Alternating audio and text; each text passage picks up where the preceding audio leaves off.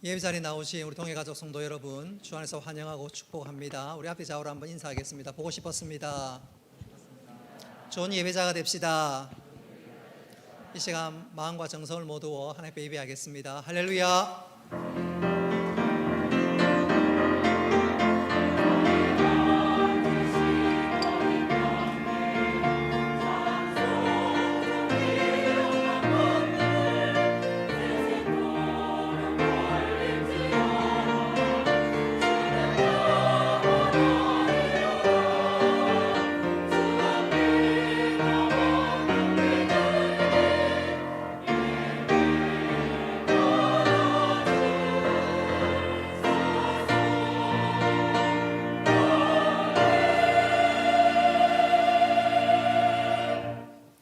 은혜로우신 아버지 하나님, 오늘 저희들에게 거룩한 주일을 허락하시고 주의 전에 나와 예배하게 하심을 감사합니다.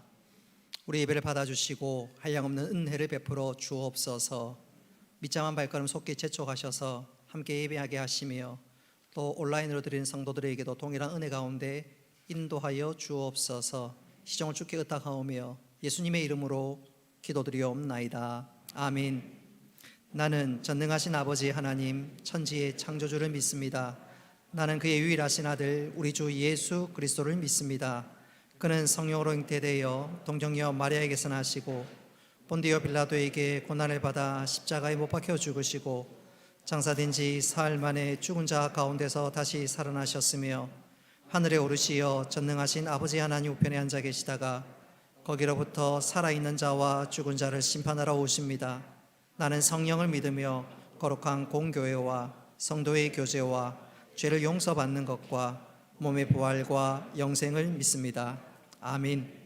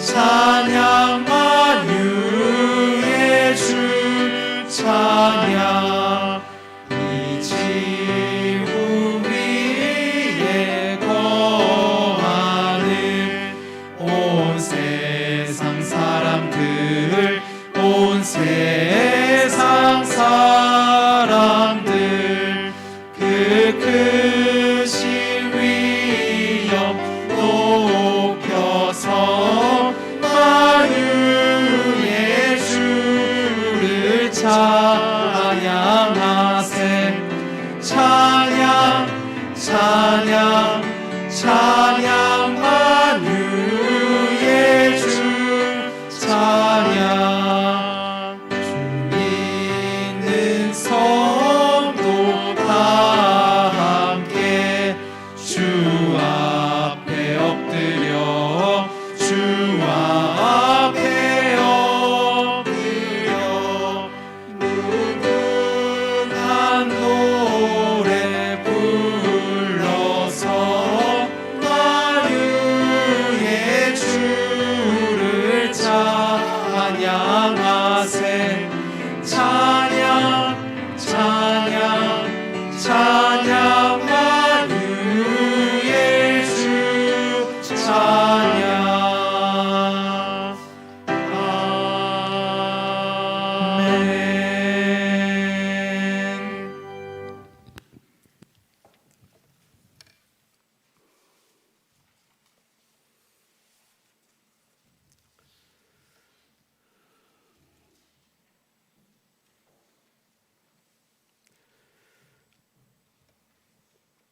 전지전능하시고 은혜가 풍성하신 아버지 하나님, 오늘 우리에게 거룩한 주일을 허락하시고 하나님께 예배드리게 하심을 진심으로 감사드립니다.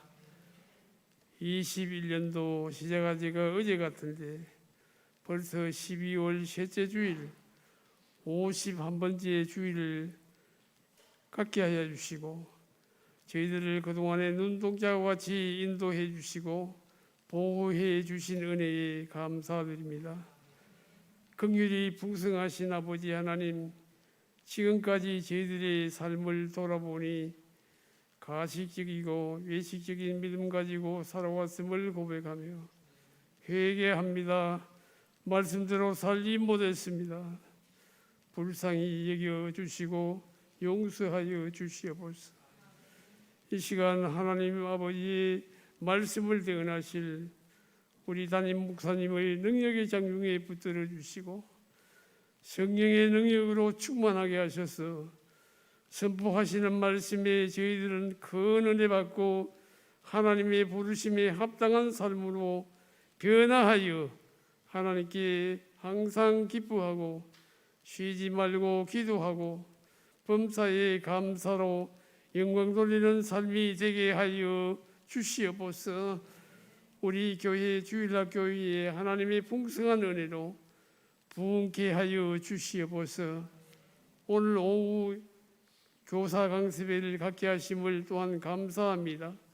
세우신 강사 목사님을 통하여 큰 은혜와 도전을 받고 새 힘과 능력으로 다음 세대가 부흥의 역사가 일어나게 하나님 도와주시옵소서. 2022년도에 주님의 몸된 교회를 세우고 섬기기 위해 임명받은 주의 백성들에게 받은 사명, 받은 은사를 충실히 잘 감당하여 신실한 하나님으로부터 충성된 일꾼이라 인정받는 직분자들이 다 되게 하여 주옵소서. 신실하신 아버지 하나님, 코로나19가 또다시 극성으로 전염되고 있습니다. 이를 하나님만이 해결하실 줄로 믿습니다. 속히 소멸되고 안정되게 하여 주시고 모임에 기도하고 전도하고 성도들과 아름다운 소통이 일어날 수 있도록 인도하여 주옵소서. 환우들과 장기 희생자들에게 하나님의 긍휼을 베풀어 주시고 하나님의 치료와 회복케 하여 주셔서 함께 예배드릴 수 있도록 하나님 그들에게 은혜를 다하여 주옵소서. 열방을 향하여 세계에 여러 곳에서 복음을 전하시는 선교사님과 사역지에 하나님의 크신 영광이 나타나게 하옵시며 특별히 재정적으로 채워주시고 특히 코로나로 인하여 어려움을 기도로서 해결해 나갈 수 있도록 승리의 축복을 허락하여 주옵소서. 하나님 아버지, 우리나라 정치 지도자들에게 지혜를 다하여 주시고 하나님의 진노를 자처하는 차별금지법, 평등법, 가정기본법 등 악법이 제정되지 않도록 우리 하나님께서 막아주시고 은혜를 다하여 주옵소서. 앞으로 대통령 선거를 앞두고 있는 가운데 우리나라를 축복하셔서 하나님의 마음에 합한 자를 세워 주옵소서. 이 시간에 드리는 그루리아 찬양대의 찬양을 받으시며 영광 거두어 주시옵소서. 이 시간에 코로나19로 인하여 비대면 영상 예배를 드리는 곳마다 하나님의 동일한 은혜를 베풀어 주옵소서. 저희들이 드리는 예배를 받아주시고 성령 충만하게, 말씀 충만하게, 은혜 충만한 말씀을 통하여 천국의 기쁨을 누릴 수 있도록 도와주시옵소서. 다가오는 토요일날 구주 성탄 예배를 드리게 하여 주심을 감사합니다. 하나님의 구주 오심을 다 함께 기뻐하며 영광을 돌리시도록 하나님께서 도와주옵소서. 모든 영광 하나님께 돌려드립니다. 예수님의 이름으로 기도하옵나이다. 아멘.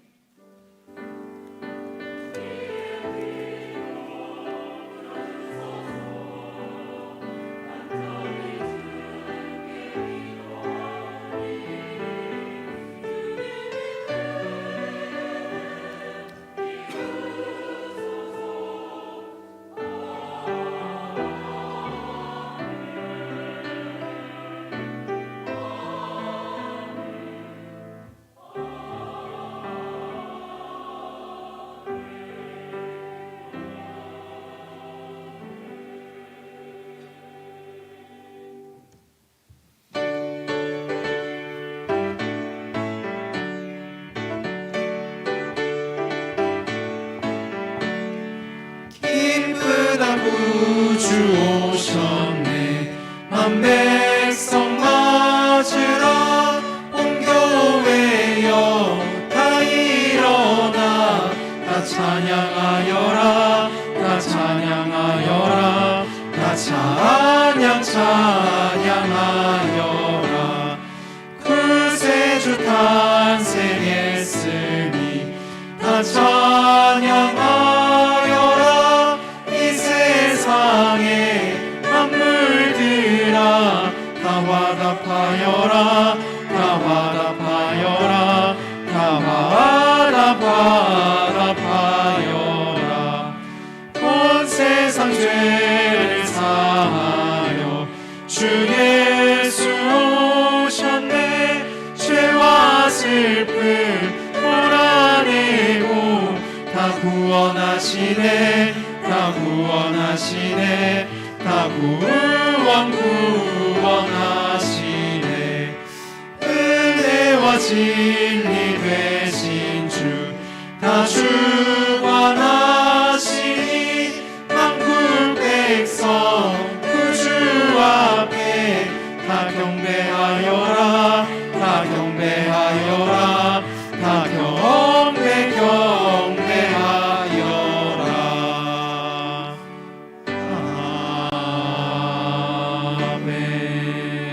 아멘. 감사 제목 올려드립니다. 올 한 해도 모든 것이 은혜, 기쁨, 감사가 되게 하심을 감사합니다. 문제를 해결해 주시고 저희들의 삶을 인도해 주심을 감사합니다. 2021년 한 해도 주님의 은혜로 건강한 삶 살게 함을 감사합니다. 하나님을 알아가는 지혜 주심을 감사합니다. 순종하며 살게 하옵소서. 지금까지 함께해 주신 주님 감사합니다. 생일을 감사합니다. 주님의 은혜 감사합니다. 하나님 은혜에 감사합니다. 일체의 은혜에 감사합니다. 하나님의 크신 은혜에 감사합니다. 범사에 감사합니다. 또 무명으로도 하나님께 올려드립니다. 하나님 모든 감사의 제목을 하나님께서 기쁘게 받으시고 이 감사가 30배, 60배, 100배의 귀한 결실로 함께하여 주옵소서. 주일 헌금과 11조, 건축, 장학, 선교, 구제 각종 예물을 구별하여 드릴 때 이 모든 예물이 하나님 나라의 귀하게 사용되게 하여 주옵소서. 우리가 많아 드리는 것 아니라 사랑함으로 즐겨 드리오니 하나님 기쁘게 받아 주옵소서. 예수님의 이름으로 기도드리옵나이다. 아멘. 하나님 말씀 보겠습니다. 출애굽기 13장 17절부터 22절까지 말씀입니다. 출애굽기 13장 17절부터 22절까지 말씀 우리 찾으셨으면 교독하겠습니다. 바로가 백성을 보낸 후에 블레셋 사람의 땅의 길은 가까울지라도 하나님이 그들을 그 길로 인도하지 아니하셨으니 이는 하나님이 말씀하시기를 이 백성이 전쟁을 하게 되면 마음을 돌이켜 애굽으로 돌아갈까 하셨음이라.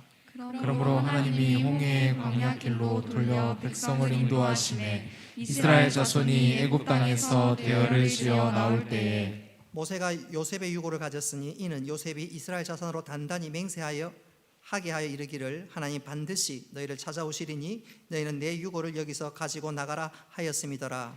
그들이 숲곳을 떠나서 광야 끝 에담에 장막을 치니 여호와께서 그들 앞에서 가시며 낮에는 구름 기둥으로 그들의 길을 인도하시고 밤에는 불 기둥으로 그들을 비추사 낮이나 밤이나 진행하게 하시니 낮에는 구름 기둥 밤에는 불 기둥이 백성 앞에서 떠나지 아니하니라. 아멘.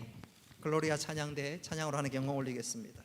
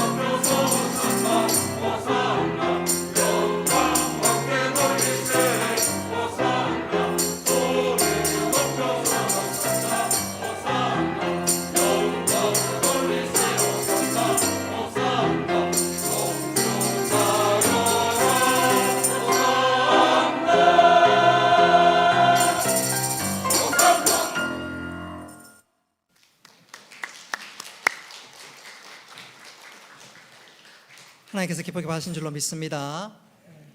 우리 앞에 좌우로 한번 믿음의 선포와 함께 인사하겠습니다. 하나님 우리와 함께 하십니다. 우리를 인도하십니다. 함께 하십니다. 인도하십니다. 누가요? 하나님이.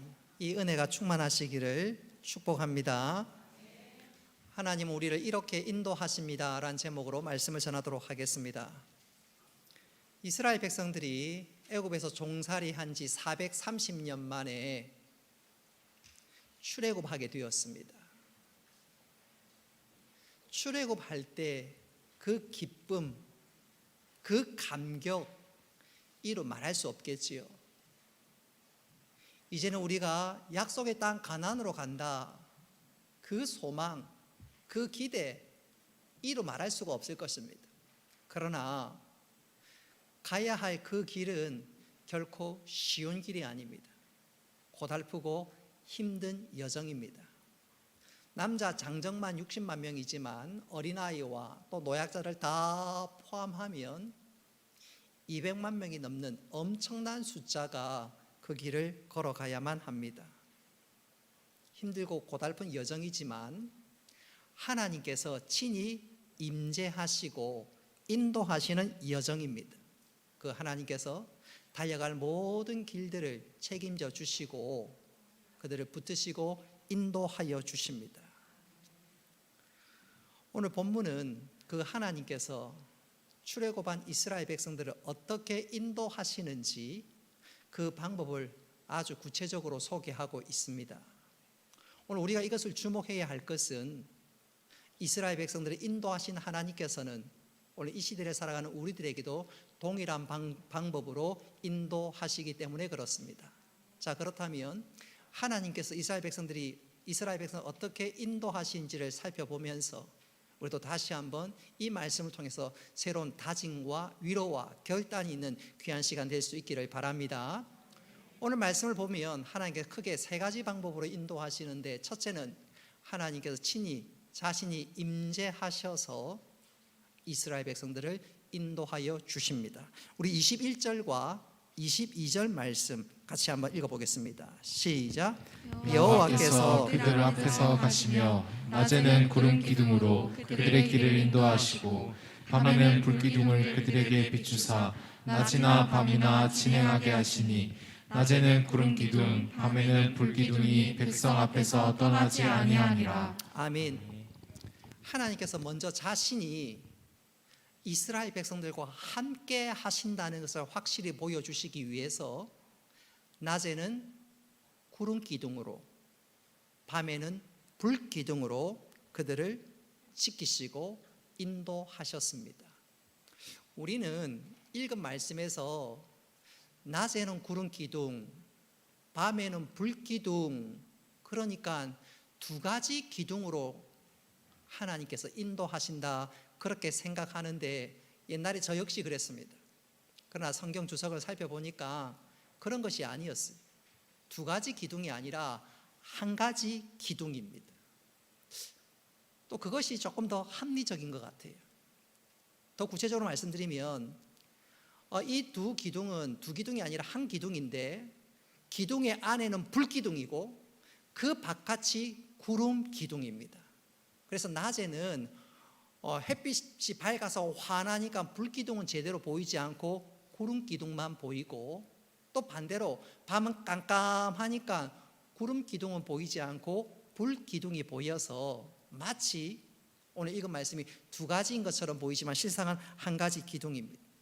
이렇게 해석할 수도 있고 저렇게 해석할 수도 있지만 중요한 것은 하나님께서 지금 이스라엘 백성들과 함께 하심을 친히 보여주는 것이 바로 구름 기둥과 불 기둥입니다. 어느 성경학자는 이 구름 기둥과 불 기둥을 가르쳐서 한번 따라합시다. 하나님의 지팡이, 하나님의 지팡이라고 설명했습니다. 하나님께서 이스라엘 백성들을 지팡이로 그들을 지키시고 보호하시고 인도해 주시니까 얼마나 그들이 든든했겠습니까? 사실 그들이 지금 있는 이 광야를 보면 감사할 조건들이 별로 그렇게 많지는 않습니다. 이 광야의 길들이 험하고 힘든 여정입니다. 무엇보다도 걸을 때마다 메마른 땅을 걸어가야 합니다. 좋은 초원이 있거나 뭐 경치가 좋거나 또 필요하면 물이 콸콸콸 쏟아지는 그런 샘물이나 강물이 있는 것이 아니라 메마른 땅을 걸어가야 합니다. 그것뿐만인가요? 광야 어디에도 쉽게 과일이나 또 혹은 열매를 딸 수 있는 그런 환경이 되지 않습니다. 거칠은 환경입니다. 또 그들이 저녁에 집에 들어가서 쉴 수 있는 것이 아니라 걷다가 또 저녁이 되면 텐트를 쳐야 되고 야영을 해야 되고 그야말로 불편하고 힘들고 어렵고 힘든 여정입니다. 그러나 하나님께서 그들과 함께 하시니까 그들이 넉넉하게 감당할 수 있게 되었습니다.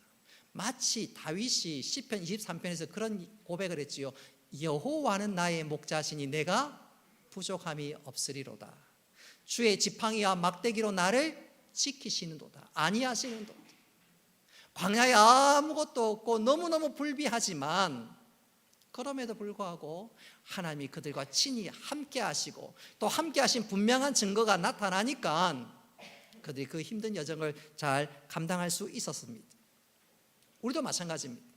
여러분, 우리가 살아가는 이 인생길 비단길처럼 편안하고 모든 것이 잘 구비되어 있고 준비되어 있는 그런 길은 아닙니다. 어떤 면에서 오히려 광야처럼 만만치 않는 삶들을 우리가 살아갑니다. 또 생각지 않게 우리 인생의 어려움과 역경 또 중간에 내 삶의 곳곳에 지뢰밭일 때도 있습니다. 그래서 우리가 근심 없이 살아갈 수 있는 환경이 아닙니다. 근심 없는 곳이 어디 있겠습니까?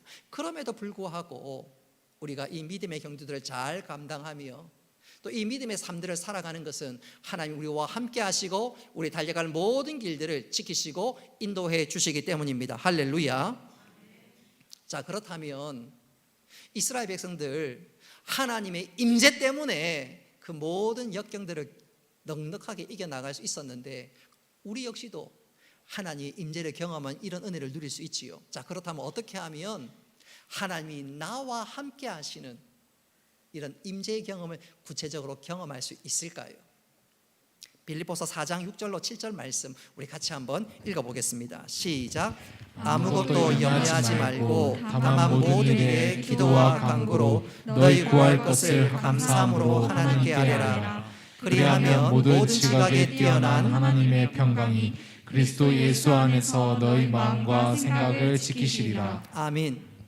자, 이 빌립보서 4장 6절로 7절 말씀을 잘 보십시오. 우리가 기도와 간구로 아랠 때 하나님이 친히 임재하시고 그 하나님께서 우리에게 평강을 주신다고 약속하셨습니다. 그래서 빌립보서 4장 6절로 7절 말씀은 이런 뜻입니다. 우리가 기도할 때 하나님의 임재를 경험할 수 있다. 그리고 그 하나님의 임재를 경험하면 우리가 어떤 일들을 만나든지 어떤 사건을 경험하든지 넉넉하게 이길 수 있다는 것입니다. 여러분, 기도할 때 누구에게 기도하지요? 하나님 아버지. 벽에 아무도 없는 대상을 향해서 떠들지 않지요. 우리는 하나님을 아버지라고 부르고 그 하나님과 친밀하게 교제하는 그 시간이 바로 기도입니다. 그래서 기도가 깊어지면 깊어질수록 하나님을 만나고 하나님을 경험하게 됩니다. 그렇게 하나님을 경험하고 하나님을 만나면 여러분, 우리 하나님은 크신 하나님인 줄 믿으시기 바랍니다. 모든 천지를 만드신 분이 우리 하나님이십니다. 그리고 그 하나님을 만나고 그 하나님 나를 꼭 안아주는 것 경험하면 내가 당한 문제는 하나님과 비교해 볼 때 너무너무 작구나 깨닫게 됩니다. 또 하나님 나와 함께 하시고 나를 인도하신데 내가 이 문제 가지고 괜히 고민했네, 걱정했네.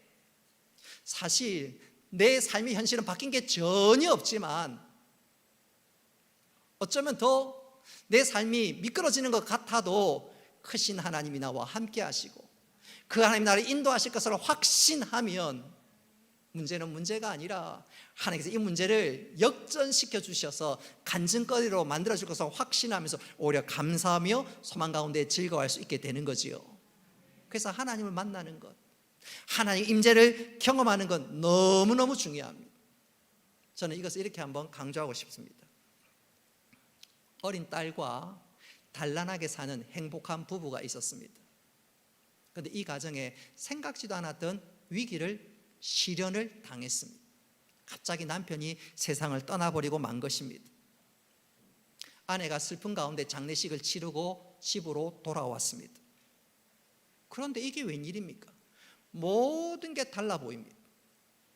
분명히 며칠 전만 해도 나에게 그렇게 친숙했던 거실의 소파며 텔레비전이며 가구며 또 집의 침대와 또 식탁과 그 모든 것들이 다 달라 보입니다. 너무너무 낯설게 느껴집니다. 마치 집이 텅 빈 것만 같습니다. 남편이 먼저 천국에 갔을 뿐인데 모든 것이 달라 보이게 너무너무 낯섭니다. 시간이 흘러서 날은 어두워졌고 엄마는 엄마 방에, 딸은 딸대로 딸 방에서 잠을 이루는데 갑자기 딸이 엄마가 있는 방으로 쫓아와서 뛰어와서 엄마 무서워, 너무 무서워, 엄마 너무 어두워. 엄마가 그 어린 딸을 안아주면서 무섭긴 뭐가 무서워, 엄마가 있는데 뭐가 무서워. 그자 딸이 엄마 아무리 어두워도 엄마는 내 곁에 있을 거지. 무심코 던진 아이의 말에서 충격을 받았어요. 그리고 그 아이의 말을 통해서 성령의 음성을 들었습니다. 그래, 엄마 안 떠나. 그래, 자. 그리고 딸아이를 재운 이후에 그 엄마는 딸 머리맡에서 자기 인생에 있어서 가장 진지한 기도를 하나님 앞에 올려드렸습니다. 하나님 아버지, 제 가정이 아무리 어두워도 주님은 제 곁에 계심을 믿습니다. 제가 사망의 음침한 골짜기에 던져진 것 같아도 하나님은 나와 함께 하심을 믿습니다. 그 여집사님이 하나님이 나와 함께 계신다, 아무리 껌껌해도 아무리 깜깜해도 어두워도 하나님 나와 함께 하신다, 그것이 너무너무 분명하고 확실하니까 그 어려운 시기를 넉넉하게 이길 수 있었다고 합니다. 사랑하는 성도 여러분, 우리가 이 땅을 살아가는 동안 근심이 없기를 바라지만 그럴 수는 없지요. 이 세상 근심 없는 곳이 어디 있습니까? 나는 걱정 없어요, 그렇게 외칠 사람 어디 있겠습니까? 근심 없이 발짝 뻗고 자는 사람은 공동묘지에 있는 사람 말고는 없어요. 여러분, 우리 삶에 근심은 있지만 하나님의 임재를 경험하면, 하나님이 나와 함께 하시는 걸 확신할 수만 있다면 어떤 위기도 어떤 역경도 이겨나갈 수 있을진데, 이 분명한 믿음 가운데 살아가는 우리 모두가 되기를 주님의 이름으로 축복합니다. 두 번째로 하나님께서 이스라엘 백성들을 어떻게 인도하셨을까요? 하나님은 선한 섭리 가운데 이스라엘 백성들을 인도해 주셨습니다. 우리 18절 말씀을 같이 한번 읽어보도록 하겠습니다. 시작. 그러므로 하나님이 홍해의 광야길로 돌려 백성들을 인도하심에. 아멘. 하나님께서 광야길로 통해서 약속의 땅 가나안으로 가는 곳으로 인도하십니다. 근데 그 길은 좋은 길도 아니고 또 하나 지름길도 아닙니다. 출애굽한 이스라엘 백성들이 가장 빨리 가나안에 도착할 수 있는 길은 지중해 연안 길입니다. 지도 한번 보시겠습니다. 이스라엘 백성들이 출애굽해서, 여러분, 가나안이라고 적혀 있는 위쪽에 저 길로 가면 나흘이면 약속의 땅 가나안에 도착할 수가 있습니다. 하나님께서 그 길로 인도하시는 것이 아니라 남쪽 길로 빙 둘러서 약속의 땅 가나안으로 인도하십니다. 그 길은 무려 가나안으로 가는 빠른 길과 비교했을 때 6배나 먼 길입니다. 하나님께서 쉬운 길로 빠른 길로 인도하지 않고 왜 이렇게 빙 돌려서 멀리 걸어 이스라엘 땅으로 약속의 땅 가나안으로 가게 하시는 것일까요? 거기에는 이유가 있었습니다. 하나님 이스라엘 백성들은 너무너무 잘 아시고 그들을 정확하게 인도하신 것입니다. 우리 17절 말씀 같이 한번 읽어보도록 하겠습니다. 17절 시작. 바로가 백성을 보낸 후에 블레셋 사람의 땅의 길은 가까울지라도 하나님이 그들을 그 길로 인도하지 아니하셨으니 이는 하나님이 말씀하시기를 이 백성이 전쟁을 하게 되면 마음을 돌이켜 애국으로 돌아갈까 하셨습니다. 아멘. 오늘 이 말씀에 나와 있는 것처럼 지중해 연안 길로 가면 지름길이고 빠른 길이지만 그 길은 블레셋의 영토입니다. 블레셋 땅을 지나가야 합니다. 블레셋 땅으로 지나갈 때 블레셋 사람들이 애굽에서 있었던 일들을 다 들었는데 이스라엘 백성들 향해서 웰컴, 이 땅을 통과하시오, 그렇게 하겠습니까? 천만의 말씀.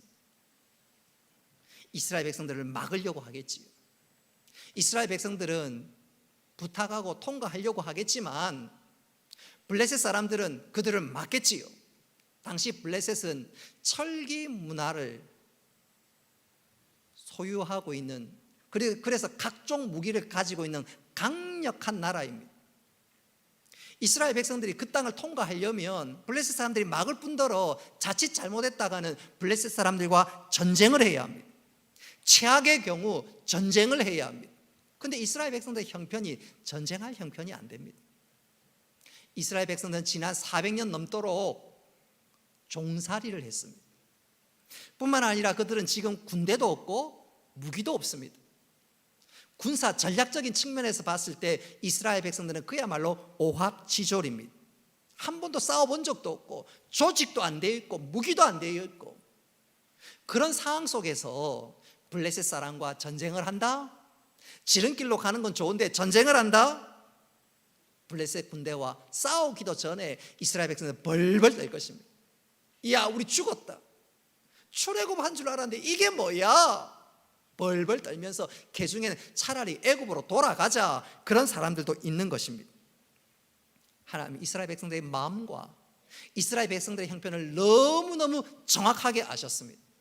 그래서 지름길로 인도하지 않고 우회하는 길로, 멀리 돌아가는 길로 그들을 인도하셨습니다.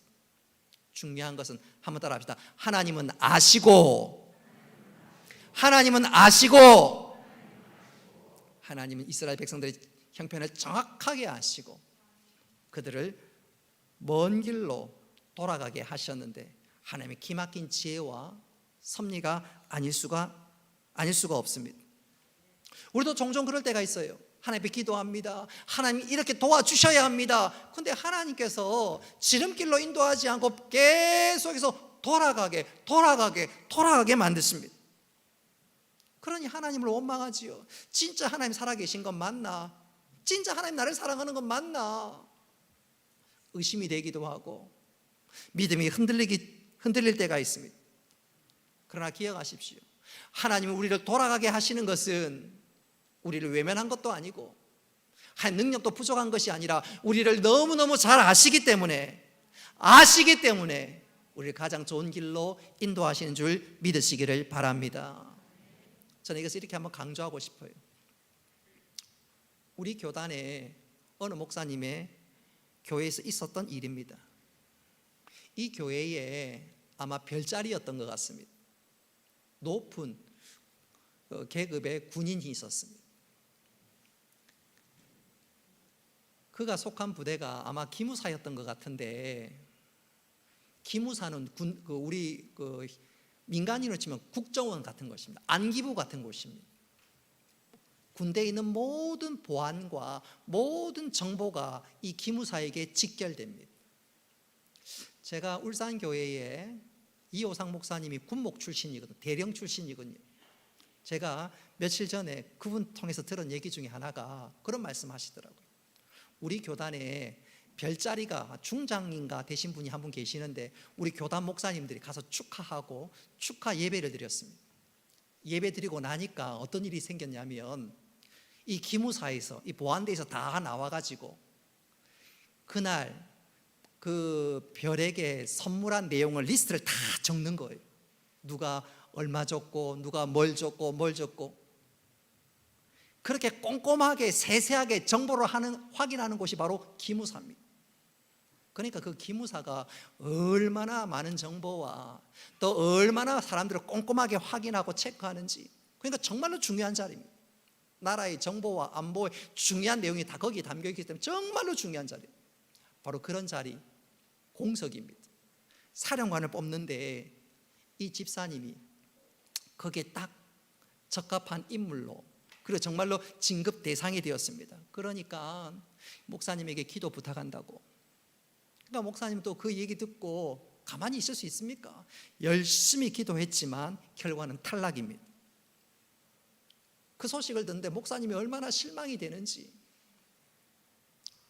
기무사가 되어서 군대에서 예수 믿는 분이 장군 되면 그 영향력이 막강하잖아요. 너무너무 실망되었는데 오히려 그 집사님은 무덤덤합니다. 담담하게 받아들였습니다. 그래서 세월이 좀 흘렀습니다. 어느 날 뉴스를 듣다가 목사님이 깜짝 놀랐습니다. 그 뉴스에 기무 사령관이 댓글 조작과 관련해서 자살했다는 뉴스가 뜨는 것이 아닙니까?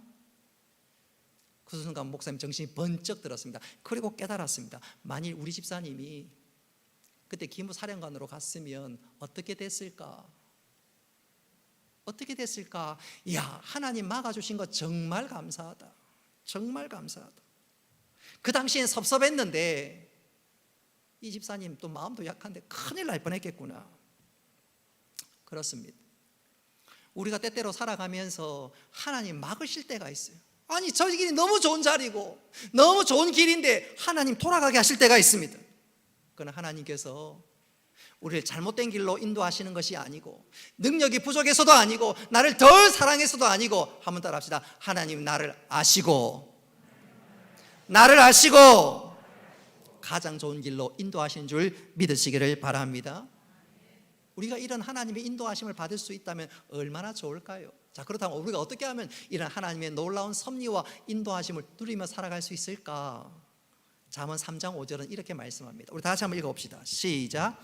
너는 마음을 다하여 여호와를 신뢰하고 내 명철을 의지하지 말라. 너는 범사의 그를 인정하라. 그리하면 내 길을 지도하시리라. 아멘. 범사의 그를 인정하라. 하나님이 이끄시는 대로 따라가라는 것입니다. 하나님 잠깐만요가 아니라 이끄실 때 따라가라는 것입니다.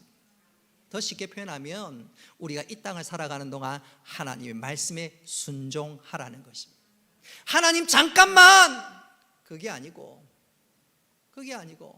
하나님 말씀하시면 즉시 곧바로 순종하는 것입니다. 그렇게 순종하고 따라갈 때 하나님 우리를 아시고 가장 좋은 길로 인도해 주실 것입니다. 여러분, 하나님의 선하심을 믿고 또 하나님 나를 잘 아시는 것을 확신하면서 오늘도 묵묵히 주님을 따라가는 가운데 주의 놀라운 은혜, 예비하신 은혜를 누려나가는 우리 모두가 되기를 주님의 이름으로 축복합니다. 마지막 세 번째로 하나님 우리를 어떻게 인도하실까요? 한번 따라하겠습니다. 하나님은 소망 가운데 우리를 인도하십니다. 오늘 읽은 말씀에 보면 하나님은 이스라엘 백성들을 소망 가운데 인도하셨습니다. 똑같이 하나님 우리를 소망 가운데 인도하십니다.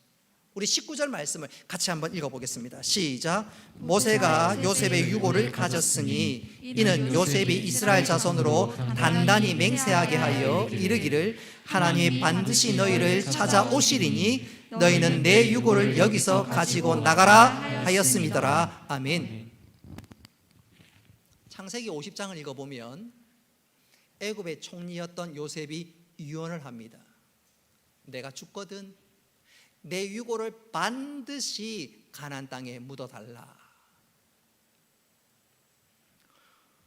모세가 그 요셉의 유언을 따라 출애굽할 때 요셉의 유고를 봉송합니다. 바로 여기에 강력한 메시지가 있습니다.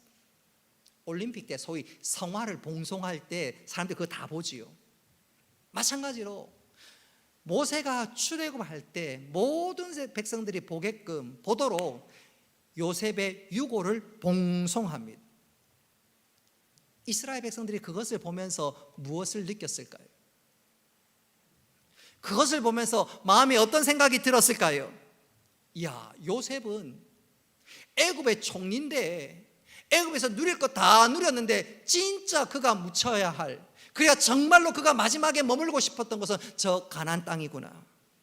하나님의 백성은 바로 저 가나안 땅에 가야 되는구나. 그것을 실감하고 절감했습니다. 동시에 결연한 의지가 솟아나기 시작했습니다. 그래, 하나님의 백성은 애굽 땅이 아니야. 약속의 땅 가나안이야. 그것이 분명해졌습니다. 그리고 하나님께서 예비하신 그 땅, 얼마나 하나님께서 은혜와 복을 베풀어 주실까. 모세가 요셉의 유고를 봉송하는 이유가 바로 거기 있었습니다. 백성들로 하여금 소망을 가지도록, 약속의 땅 가나안에 대한 소망을 가지도록, 그리고 그 소망을 간직하고 그 소망을 가지고 나아갈 때 중간에 좀 어려울 때, 힘든 일이 찾아올 때 거기에서 주저앉지 않습니다. 다시 한번 마음을 새롭게 함으로 시련과 역경을 이기고 약속의 땅 가나안 향해서 한 걸음 한 걸음 더 나아가게 되는 것이죠. 우리도 마찬가지입니다. 여러분, 소망이 분명하면, 내가 천국 백성이 분명하면 믿음의 삶들을 살다가 조금 어려움이 찾아왔을 때 주저앉지 않습니다.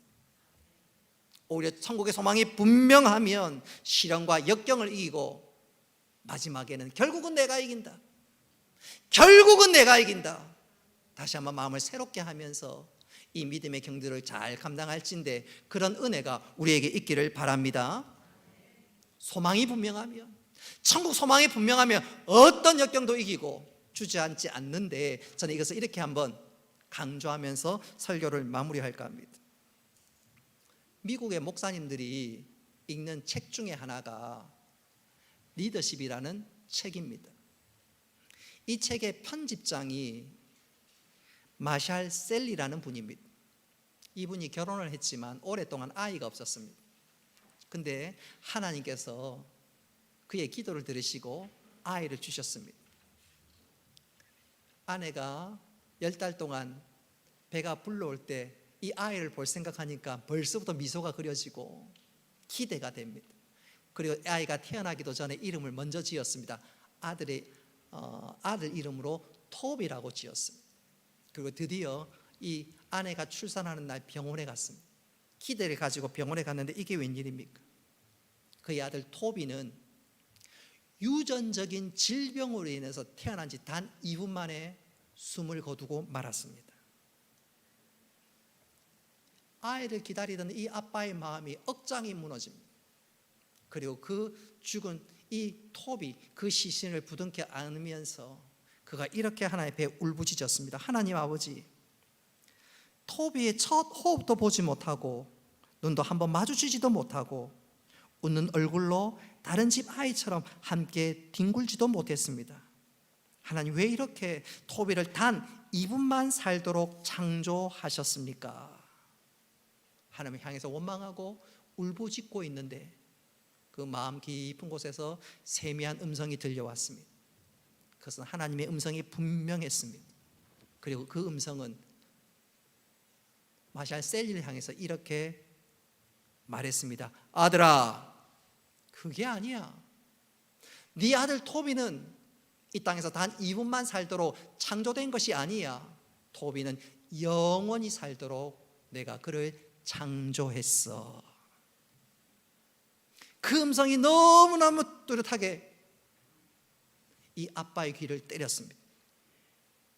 그러자 이 마샬 셀리가 하나님 앞에 이렇게 고백했습니다. 하나님, 그렇군요. 저는 이 땅의 삶만 생각했습니다. 토비의 이 땅의 삶만 생각했습니다. 토비는 천국에서 영원히 살고 있군요. 그 믿음이 생기니까 그 믿음이 그의 심령을 붙드니까 그 순간 절망을 이길 수 있었습니다. 할렐루야. 다시 천국에서 만날 소망이 생기니까 얼굴에 미소가 그려지기까지 했습니다. 여러분, 이처럼 소망이 분명하면 주저앉지 않습니다. 천국 소망이 분명하면 현재의 어떤 어려움도 이겨나갈 수가 있습니다. 여러분, 우리 모두 이 땅을 살아가는 동안 천국 소망이 분명할 수 있기를 바랍니다. 영원한 본향 사모하며 믿음의 경주를 감당할 수 있기를 바랍니다. 그러면 어떤 시련이 와도 주저앉지 않습니다. 다시 한번 그거 바라보면서 일어나고 내 답답했던 걸 털어내고 다시 한번 믿음의 경주를 감당하면서 예비하신 주의 은혜를 경험해 나갈진대 그런 은혜가 우리에게 있기를 주님의 이름으로 축복합니다. 말씀을 맺도록 하겠습니다. 출애굽한 이스라엘 백성들, 하나님 그들을 약속의 땅 가나안까지 인도하셨습니다. 본문에 보니까 인도하고 계시지요. 여러분, 이스라엘의 하나님은 나의 하나님인 줄 믿으시기 바랍니다. 그 하나님 우리도 인도하여 주십니다. 어떻게 해요? 하나님 우리와 임재하셔서 함께 하셔서 우리를 인도하십니다.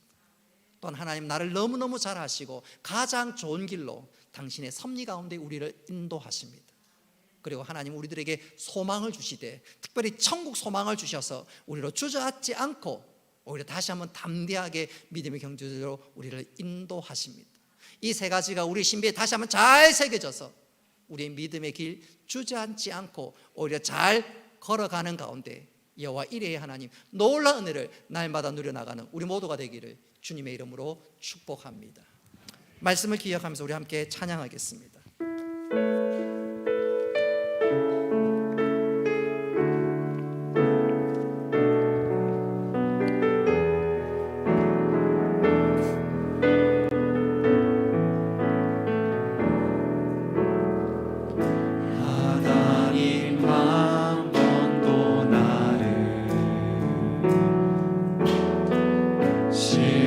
시킨 적 없으시고 언제나 공평과 은혜로 나를 지키시고 조금만 빨리 지나온 모든 세월들 처지지 않도록 지나온 모든 세월들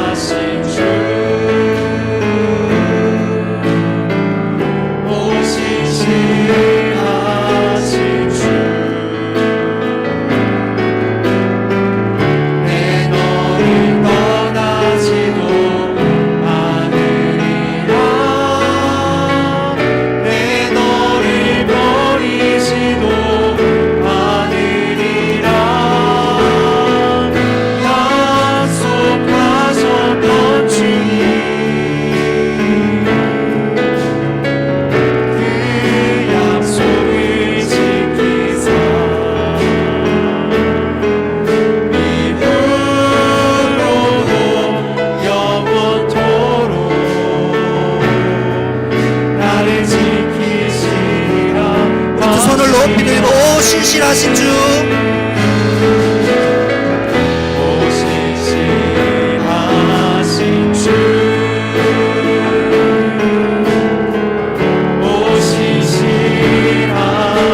내 너를 떠나지도 않으리라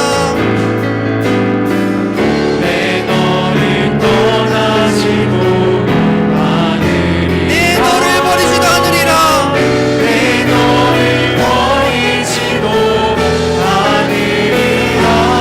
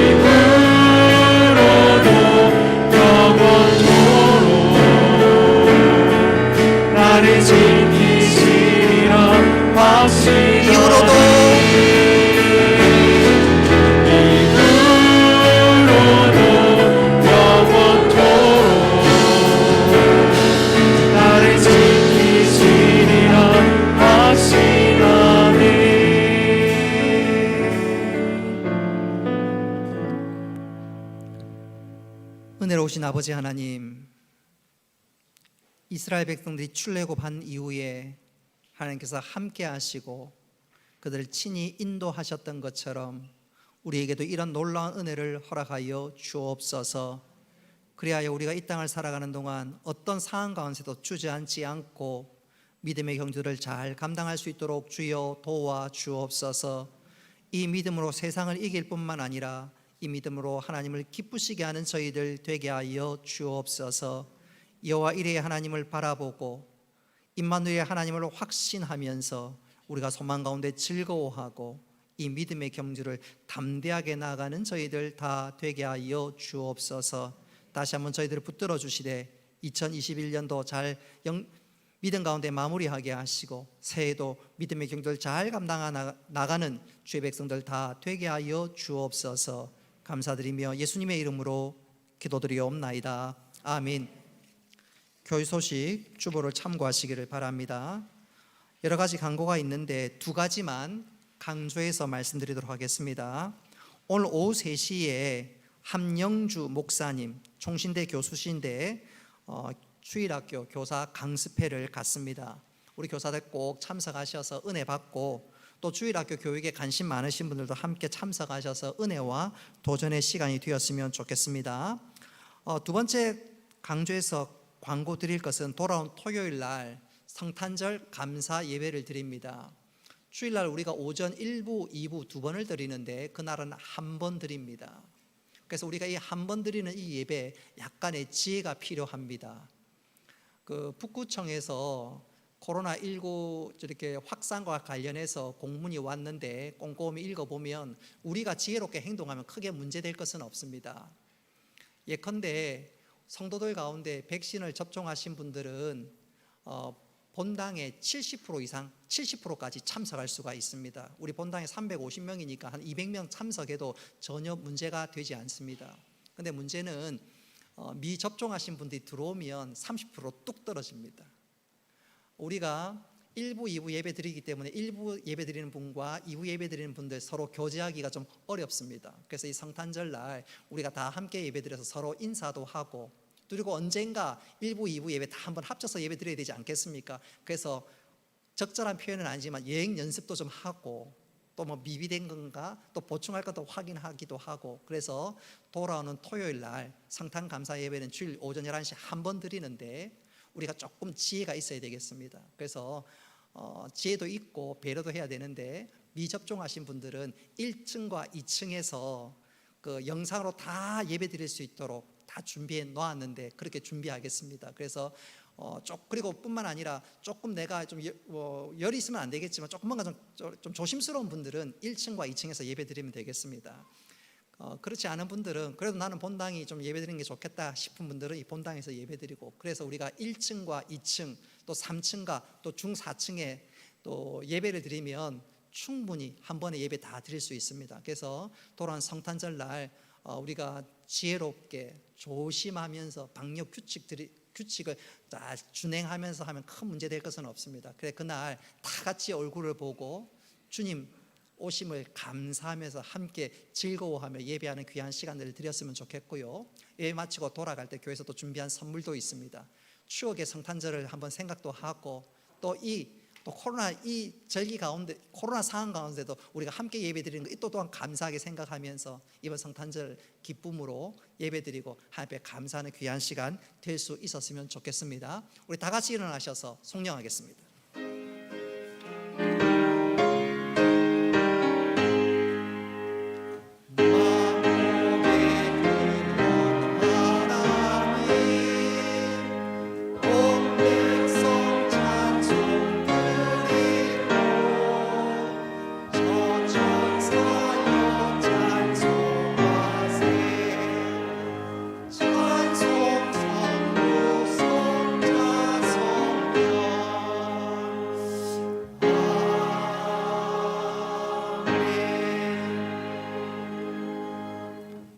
이제는 주 예수 그리스도의 은혜와 하나님 아버지의 크신 사랑과 성령님의 교통하심과 위로하심과 복 내려주심이 사랑하는 주의 백성들과 군대 나가 있는 청년들과 또 학업을 따라 직장을 따라 흩어져 있는 성도들 그리고 온라인으로 예배드리는 모든 주의 백성들 머리 위에 영원토록 함께 있을지어다.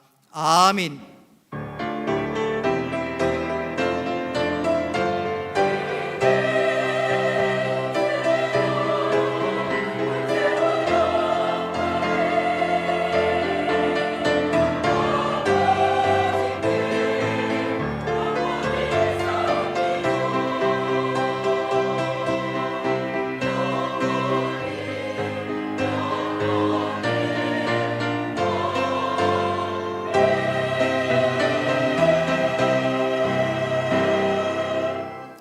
예, 마쳤습니다. 우리 앞뒤 좌우로 우리 사랑하는 형제 자매들에게 축복하겠습니다. 옆 사람 쳐다보고 사랑하는 마음과 눈빛을 담아서 축복합니다. 너는 시냇가에 심은 나무라 하나님의 사랑 안에 믿음 뿌리 내리고 우리 앞뒤 좌우로 축복합니다. 주의 뜻대로